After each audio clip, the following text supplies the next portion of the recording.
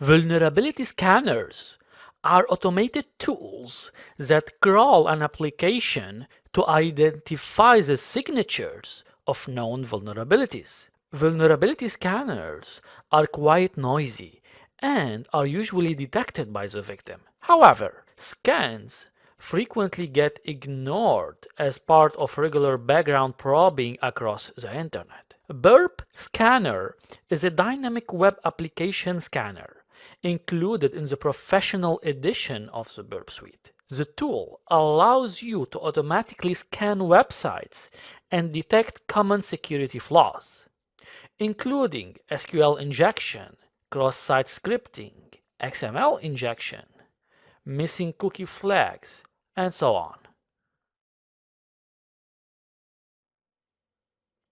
In this demo, I will show you a complete example from scratch how to use Burp Suite in order to accomplish a full complete scan. Again, we will use the Mutually website to accomplish our goal. Please check the previous demo in order to understand the basics of how to use Burp Suite before you watch this video. Now click on the Foxy proxy icon to enable the Burp Suite proxy and select your proxy from the list. Refresh the page and switch back to Burp Suite.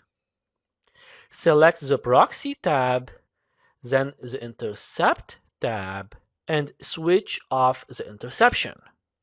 By default, Burp Scanner is configured to perform passive scanning on all domains, while active scanning is disabled.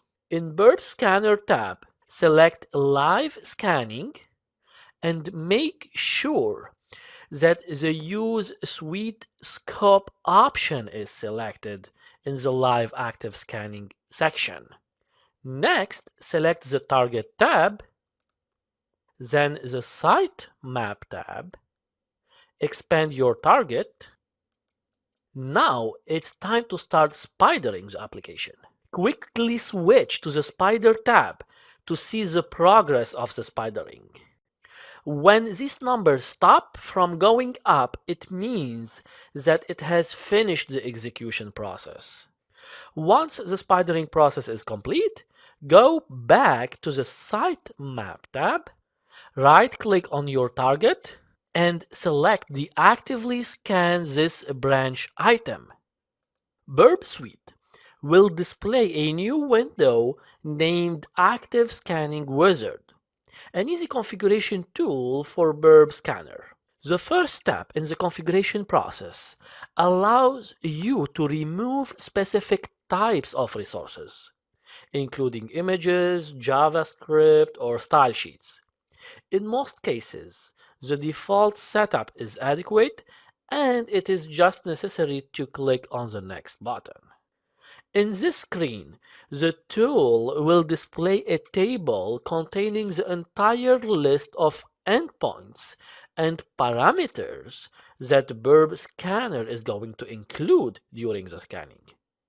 It is important to carefully review this list and remove endpoints that are either not relevant or may cause malfunctions. Once you have finalized your selection, click on the OK to start scanning. At this moment, you can monitor the progress by checking the Scan Queue tab in Burp Scanner. This table provides information on the scan requests completed and in progress. Also, it provides an overview of the results by displaying the number of issues discovered for each endpoint. From this table, you can also remove items by selecting those resources, then right-click and selecting the delete item. Moreover, you can pause and restart the entire scanner from this menu.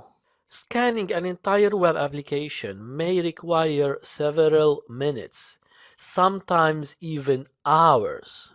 Nevertheless, You can analyze the results at any time by checking the findings tree in the Results tab of Burp Scanner.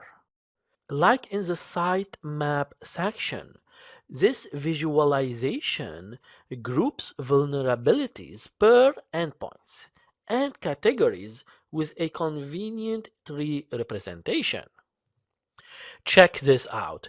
We have cross-site scripting vulnerability, SQL injection, and file path traversal. Good job, Burp Suite. If you click on a specific item, the advisory for the selected security vulnerability is shown below. A precise description of the bug is displayed, including the following details. By showing the issue name, an estimate of the impact of the affected system, an estimation of the tool's confidence, and it could be certain, firm, or tentative, and the specific endpoint affected by the security vulnerability. A contextual menu from the results window allows to remove issues by selecting the delete selected issues, or assign a different level of severity by setting the severity level and change the confidence value.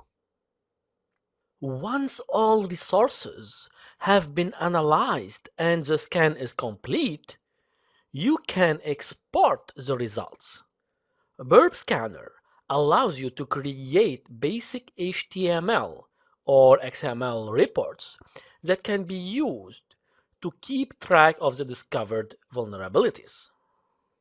In addition, other security tools like Metasploit allow you to import those results to perform further tasks. Let's see how to do that. In the Results tab, select all the items that you want to export. Now select the root node to export all the findings. Right-click to select the contextual menu and click on the Report Selected Issues. A new window titled Burp Scanner Reporting Wizard will guide you through the format of the report. I will use the HTML selection and click on Next. In this screen, you can personalize the level of details to be included in the report. For instance, you can decide to have the maximum level of details by selecting all the checkboxes, which I'm going to do, and then click on the Next button.